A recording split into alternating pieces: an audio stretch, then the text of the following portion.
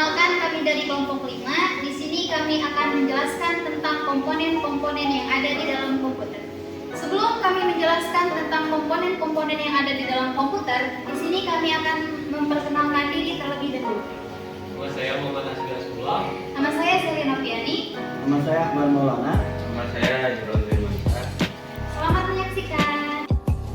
Assalamualaikum warahmatullahi wabarakatuh. Halo teman-teman semua. Kali ini saya akan memperkenalkan salah satu komponen komputer dan fungsinya. Jadi, sebelum kita merakit komputer, terlebih dahulu kita harus mengenal komponen-komponennya dulu. Yang pertama, di sini ada power supply unit, yaitu sebuah komponen hardware yang berfungsi untuk memberikan daya atau tenaga ke bagian lain pada CPU ini, dan jika power supply ini tidak bekerja, maka CPU pun tidak akan menyala. Power supply ini juga berfungsi untuk mengubah arus AC ke DC, atau yang tadinya untuk arus jaringan listrik dan alat rumah tangga menjadi perangkat elektronik dan gadget. Power supply ini digunakan, yang kita gunakan yaitu model ATX sebesar 450 watt. Ukuran paling kecilnya sebesar 90 watt sampai 300 watt, dan yang paling besarnya mencapai 2000 watt. Oke, selanjutnya di sini ada namanya hard disk. Hard disk ini merupakan perangkat yang digunakan untuk menyimpan data secara permanen dengan kapasitas besar. Hard disk yang kita gunakan ini sebesar 80 GB. Lalu di sini ada RAM.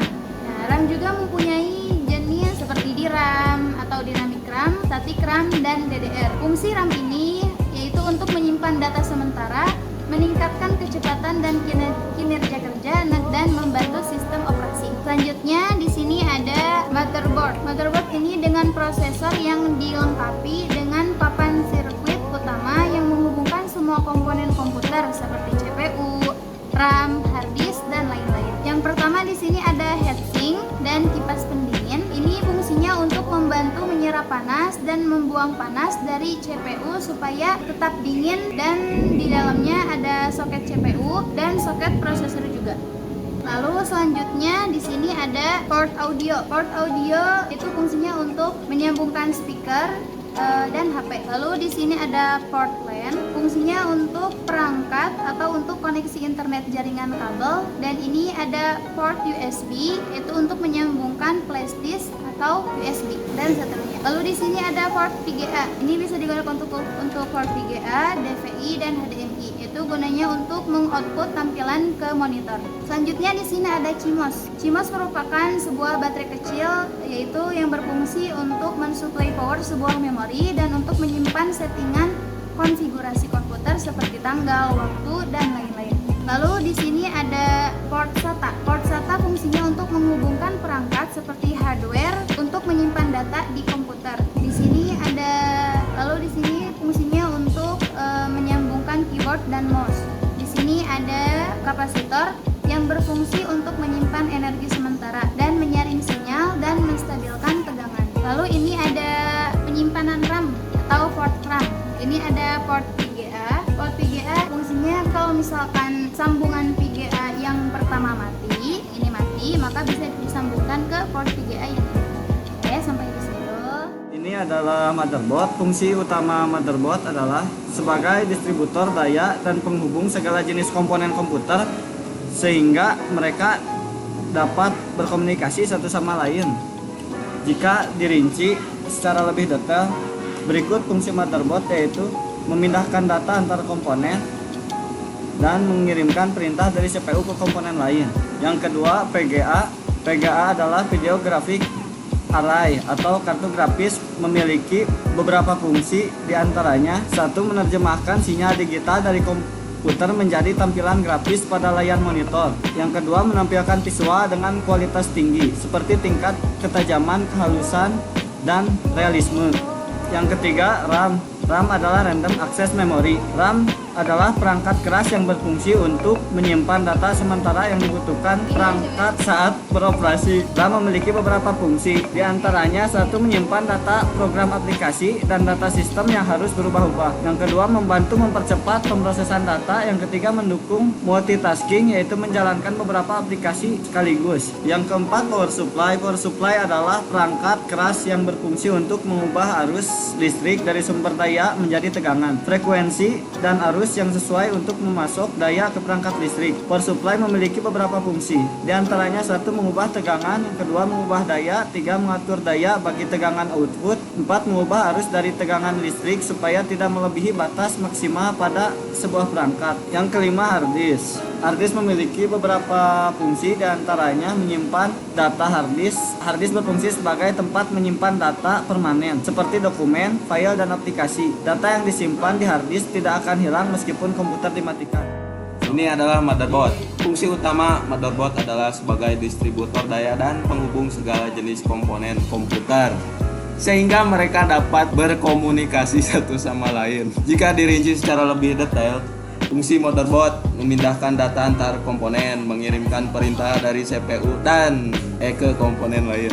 Ini adalah VGA atau Video Graphic Array. Kartu grafis memiliki beberapa fungsi, diantaranya menerjemahkan sinyal digital dari komputer menjadi tampilan grafis pada layar monitor, menampilkan visual dengan kualitas tinggi seperti tingkat ketajaman, kehalusan, dan realisme, menyimpan data yang dikirim dari hard disk, terus menghubungkan komputer ke perangkat tampilan seperti monitor atau TV. VGA merupakan komponen penting pada komputer versi lama, namun pada komputer dengan spesifikasi terbaru, fungsi VGA dianggap tidak penting karena biasanya sudah ada pada motherboard.